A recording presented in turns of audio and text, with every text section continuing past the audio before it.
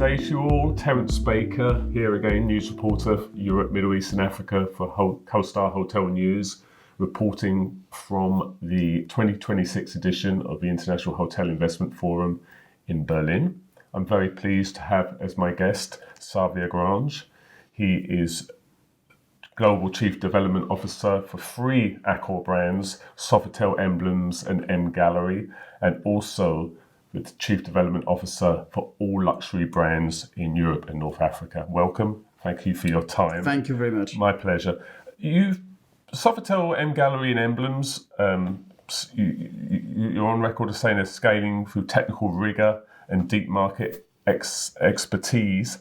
I'd say that MGallery, to me at least, is one of those brands, of those 3. I mean, Emblems is really new, but we'll get on to that in a minute. MGallery perhaps is one of those brands that hasn't scaled, at least in my cognizance, as much as some of the others. That deep expertise and rigor, how are those disciplines helping you expand those brands? Yeah, thank you for this question. We with the new organization, we have started this division with Sofitel, MGallery, Emblems a little bit more than 3 years ago. We started with Maud Bailly. She has created this team, and we are really focused on these 3 brands globally. And to be honest, the beginning was difficult. I have the feeling of it to be at the bottom of a big wall, looking up and thinking, oh my God, it's time to go. Now we have to do something, And it was so tough, because if you look at each of these brands, Sofitel, we needed really to refresh the brand, So there was a real need. There were a few detractors. We needed to relaunch the brand, on the market. MGallery, we needed to accelerate, the development, the growth of the brand. There was a problem of awareness of this brand on the market. And Emblems, we had to launch the brand. It was a brand new brand. So it was not an easy task, but what we have done the last 3 years was really amazing. Sofitel, we relaunched the development of the brand by pushing also owners to renovate, some of the properties, like New York, for example. We have convinced owners all over the world, in India, Southeast Asia, and also in Europe, to invest in the brand. And we are back now. We are signing the same number of hotels than our main American competitors on Sofitel, so it worked. MGallery, it was a different situation. MGallery, we are leader in Europe, we are leader in Southeast Asia, but there was a problem of awareness, of the brand in the market. So we had to reposition the market, really communicate on the market what is a real MGallery, talking about the storytelling, talking about the fact that each property is unique. It's what we have done. So we have accelerated, the development of MGallery. Still, we need to go further, but compared to what was done, in the past, more than 3 years ago, there is really a big difference. But we had to work really on the positioning of the brand over the last 3 years. And Emblems, of course, the brand new collection brand. We have this vertical now at Accor, starting with Unwritten, then after MGallery, and now Emblems, luxury level. That is different from the competitors. We took time to position it, to find the right product. But now that we have really positioned the hotels at the right level, we can see the attraction on the market. In fact, Emblems, it's a real success story, and it's very interesting to see that when you are clear with the investment community, with the owners, you position well the product. When the owner understand well the positioning of the brand, then they're very receptive, and it works very well. But we have to be very clear, and we were not maybe clear enough at the beginning. I was very privileged to be invited to the first Emblems to open in Wiltshire in England. Oh, that's right. The Lucknow Place. I mean, absolutely gorgeous. I mean, in the phrase I believe you use is independent, luxury, carefully curated. Exactly. And that's scaled quite quickly, hasn't it? I know you have one in Italy, France, maybe, I forget exactly where they are. What's the plans for Emblem? I mean, it seems to me in this current financial situation of luxury doing extremely well, but it doesn't have much of a limit, does it? Yeah. The good thing is that luxury is booming. I can tell you, because if you compare what we have signed, for example, in Europe in 2025 compared to 2024, it's 30% more in terms of signings, so it's a very good performance. And We signed 6 emblems, last year in Europe, so it was a very successful year. So we started, yes, with Lucknow Park in the UK, but we signed also in key destination in Italy, small properties, very curated, very residential feel, amazing location. We signed in Cortina, for example, also. So in key destination with very high rate potential. So it's, and we signed in Greece also, but also in the Middle East, and we have a property in Canada. So now we are developing the brands, all over the world. We signed many last year, and the plan is to continue. We have more than 15 leads, very active leads that we are working on, at a global level.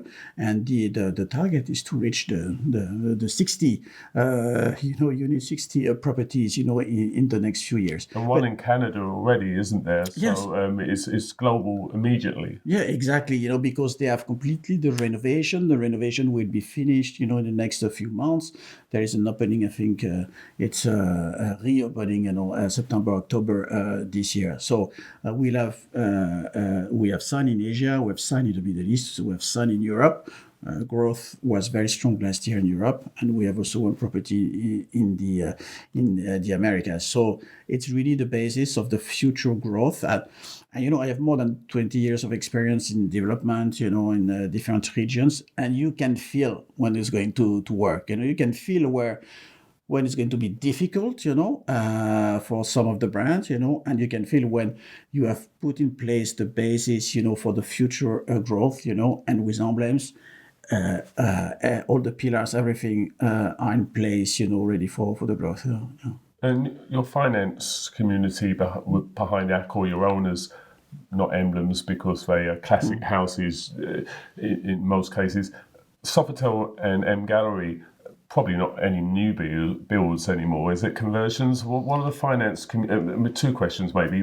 What is the model of hotel opening, and what are the finance community saying they want from those brands? So maybe you would be surprised, because if you look at the mix of properties that we have signed over the last few years, of course, there is a mix between conversion and new build, but we still have many new build projects. I have to say the money is here. It's looking at this event here in Berlin. It's and I've been to this event over the last 20 years. And it's always the same thing. You have so many investors, you have so many owners. They are looking for projects. We are not a problem of finding the right partners or finding investors for the project. Our issue is to find the right project, not the investors. I can tell you they're all over the place looking for new project, new build or conversion. So there is a mix between the two. The money is here, so private debt, is growing, strongly. So money is available, so it's, yes, maybe 2 years ago, it was a little bit more difficult. I think in the US, yes, it's probably more difficult for a new build project at the moment. It's difficult to finance, a new build project, but it's different. Even it's maybe a little bit more difficult than in the past, but still in Europe, for example, and in other regions, many new builds, and the money is here, the investor are ready, to invest, they are pushing us, they want us to provide leads, to them, so it's, the market is very active. And so when you look at the volume of transaction, if you compare 24 to 2025, there was an increase of almost 25% in terms of volume of transactions. So really the hospitality is very attractive, for these investors. And outside of Europe, you're responsible also for North Africa. What can you tell me? Is it just Morocco and Egypt, or what's happening in that region for you? There are some countries that are more active than others. If you look at Egypt, we are very active. We have fabulous properties already there. We signed many new projects, including an amazing Sofitel Legend that will open just in front of the pyramids in Cairo. We signed also for a conversion of an existing properties with more than 600 rooms also in Cairo, and also in other part of the country. North Africa also is very active, especially Morocco. Morocco is a key destination for European guests, especially. And we have already a very good portfolio with, Fairmont and the Sofitel hotels, but still, it's growing. We have a lot of leads, and it's a market that is very active. You can see we're not the only one. A lot of competitors are on this market, on Morocco at the moment. It's very active, but it's it's a very interesting market. Elsewhere, in Africa, it's also, we have a few projects. It's not the most active, countries in terms of hotel development, but still, we still have a few, like between 2, 3, 4, 5, projects in different countries, that we are working on. Yeah. And can we expect to see emblems in Africa, in North Africa? We can see emblems. I'm dreaming about something, and we are working hard. This kind of lodge, safari lodge. Like it's very. We have seen that. Recently there are a few hotels that have opened. In this in African countries. With with Tans. Lodge. It's a very top luxury. Positioning. It's getting a competitive market. Yeah, it's a competitive market. You can see that more and more. So we are currently working on a few projects, but we need to have this type of destination. Our guests are looking for these new concepts, new destinations. So we have to find and sign a few the next few months for sure. Yeah. And one common question I'm asking all my guests at this edition of IHIF is about sustainability, and not just sustainability on a very obvious level in a rooms perhaps or whatever, but for financing of hotels, the way that money flows through the operations all the way from signing to construction to exit. How's that changed? How is sustainability affecting the capital stack?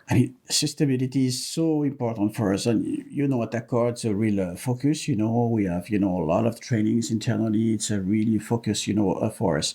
And if you look at the market, on the guest side, on the owner side, guest side, I think 80% of the guests, rank, sustainability, in their top 3 priorities, and more than 80% think that it's a subject is very important for them when they travel. So we have to take that into consideration.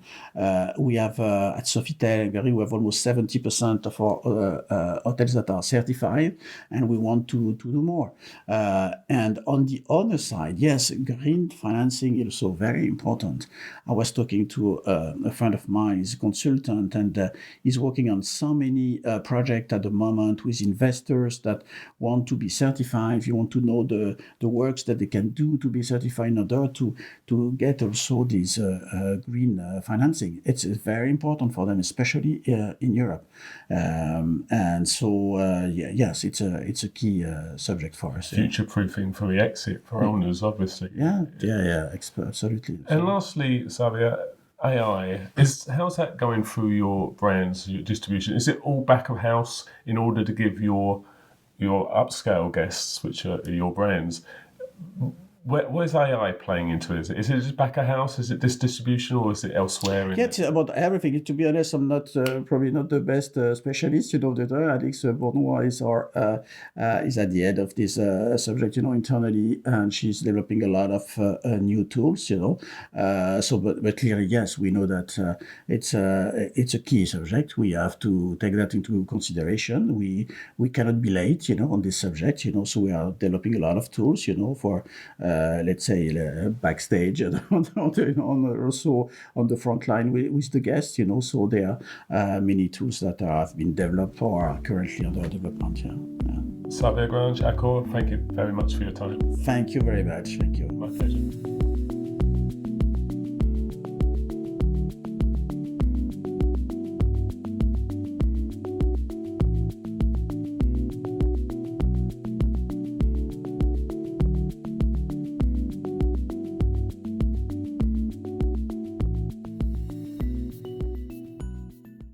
I'm Terence Baker, News Editor, Europe, Middle East and Africa, and I'm the host of The Upgrade, a CoStar News Hotels podcast for the EMEA region.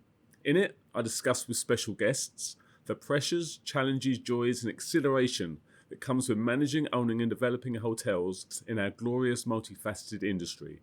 Discovering the EMEA region from the scenic northern shores of Norway to heights of Table Mountain in South Africa, and most likely some chat about birdwatching, distance running and the English Premiership.